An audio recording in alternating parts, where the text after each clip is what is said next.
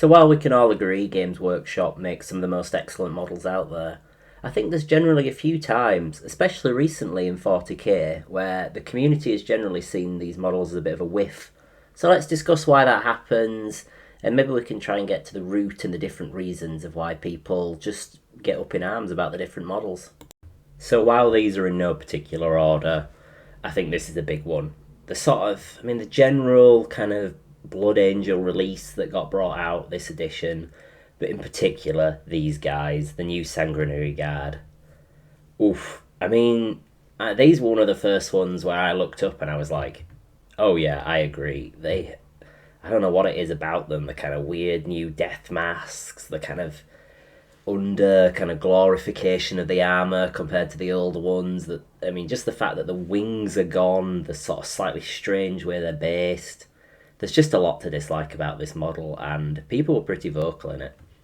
Especially considering sort of on either side of these guys, you've got like the Dark Angels and the other Space Marine factions that have had their refreshes and look absolutely great. These guys are just, I don't know, I guess they had to get one wrong, right? But this one is pretty apocalyptically bad. The new kind of sculpts are just so weird and just not what people want, you know? They're not ornate enough. They're too, try to be too tactical. I don't know. I just remember thinking that I thought these guys have a lot of reasons to dislike them. Not least of all, the fact that they have no nipples anymore. It's very sad. But there's also the fact that just these guys come in sets of three. So you're going to end up with duplication in the squad. I remember seeing the image of the combat patrol, and it was just the fact that you were getting because it had two squads of Sangard in it, you were just getting the same model again. And these guys are in some ways character tier sculpts, but I don't know.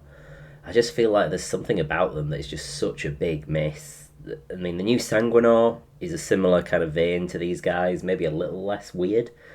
But yeah, the fact that they have no wings, the fact that they're sort of posed slightly awkwardly. It's a weird thing to say, but I don't like these guys' shins, you know? They're just not elaborate enough, they're not fancy enough, and at the same time, they're just very I don't know, they're practicalities of them, just, they don't seem good. So yeah, this one was one that I genuinely think was one of the bigger misses, because Blood Angels are such a beloved and cool looking army. So, this is it as well. The Rogel Dawn, when that came out, really funny the reaction to people to it. Just when the model shipped, I don't think anyone knew until it was actually released that just this thing has no bottom to it. There's just a huge hole in the bottom of the mini, which is obviously not great. You can see it up in the top left there. That's the Rogel Dawn. And this one was a real storm. People were really unhappy about this. It was kind of in loads of memes everywhere, and everyone was talking about it.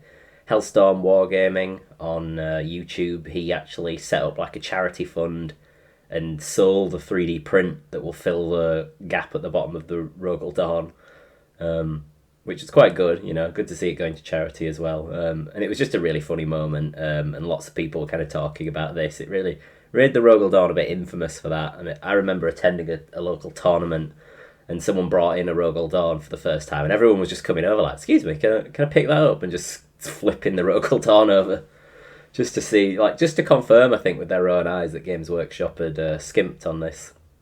But it wasn't the first time. As you can see, that's the Invader ATV that I made a recent tactics video about. That also missing a huge chunk out of its bottom panel.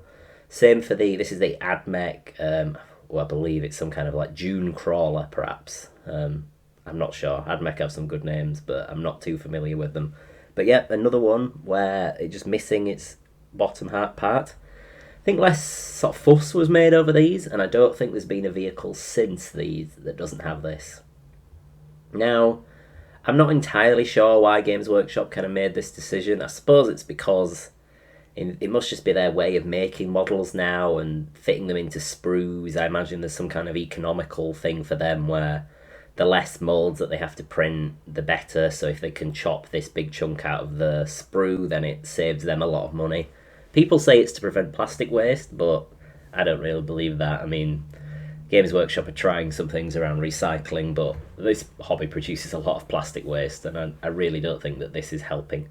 But yeah, it's a weird one because when you're actually playing with the model on the tabletop, zero effect. You definitely cannot see the areas where these are. But it also does make them, I think, slightly harder to kind of hold.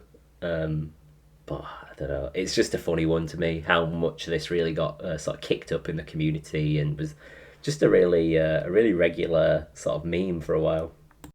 So some of the more recent reveals really drew some ire from the community. The World Eaters and Thousand Suns got their reveals at Adepticon, and I think generally the reception has been pretty poor to these guys. Now, rules wise, maybe they're cool, but I know Death Guard got like one new character, and I think generally people reacted pretty well to that because they were just like, well, yeah, it's another character. Like, would have been cool to get a unit because Death Guard, I think, now have as many character models as they do other data sheets, not including Morty. So that's pretty funny, but I guess we'll see what the Codex holds in terms of that because they are getting all the demons added to them. And while the same is true for World Eaters and Thousand Suns, I think those two ranges specifically feel way, way like underdeveloped. Like just the fact that for World Eaters, you know, you've got lords on juggernauts and characters on juggernauts who don't have any guys on juggernauts to attach them to, so they join other units really awkwardly. It's just generally very, very odd. And Thousand Suns, like, they've kind of had the different option where they've maybe got a slightly better spread of units, maybe not. And they've got something that's quite unique, you know, these like automata, they're clearly going to work in these like two-man units and be a kind of a heavy, kind of super heavy infantry, I guess, kind of role, which is quite cool. But then the posings of these models, like, they just look so stilted and weird, and I think this could totally be down to the camera work and the paint job. Lots of people have sort of, when we've talked about them, said if these guys were just painted up, not in that bone colour, maybe in a more metallic, they'd look a lot better. And imagine looking at all the guns and claws and stuff that they have, that these guys are probably going to be busted when the rules come out. That's just based on the rules that they could give them. I'm sure they might be rubbish as well, tabletop-wise, but I think these guys might end up being quite strong, especially depending on what they do with Cabal points and all the like Thousand Suns background rules. But model-wise, yeah, I've just got to say they are very awkward and slightly disappointing. And the new guy, while the model is quite cool for the World Eaters, I do think he's a bit boring. Like, if you compare him to this other picture of the Exalted 8-bound down there, this guy's supposed to be like the leader for them. I don't think he looks that much different. He might be a bit bigger once you see him alongside them, but I don't know. This guy looks like he could just be another one of these guys. There's the famous meme that they made this guy by taking, I think it's that sculpt at the bottom there of the trio of 8-bound, and literally just edited his arm off and put the arm of a possessed on, and that was how he was made in the design shop. I don't know. It's just a shame, really. I think for this year of chaos that they kind of did all these press releases for it to be 3 kits dropped while Space Wolves get a range refresh. It's just pretty funny. Classic Games Workshop and their biases, eh? So this last one is a bit of a strange one. The new Custodes captain, when they got their codex this edition, they got the one character with it, and it's like a multi-part plastic captain. I think previously you like got your captain by just taking a model out of one of the other kits and playing him as a captain and modelling him a little differently. So they got their own like multi-part, multi-option captain where you can take like a melter and, you know, generally fine, even though shield captains aren't like a big thing this edition. Like they tend to be one of the weaker custody characters, unfortunately. But this guy, when he came out, geez, everyone was making fun of this guy, sort of saying he was like a redesigned Votan sculpt that got slammed into Custodes, and just generally something about his posing and his aesthetic. Like, it's sort of strange to me because I do agree, like, he looks like a Custode for sure, but there's just something wrong with him. And it is just down to his stance, and again, that Games Workshop photography style. Like, this image on the left here, the actual official, like, release of him, he looks so much worse than he does in this like fan image on the right, just because of the angle. Obviously, they did the painting. All credit to them. You can find them on Reddit and this post.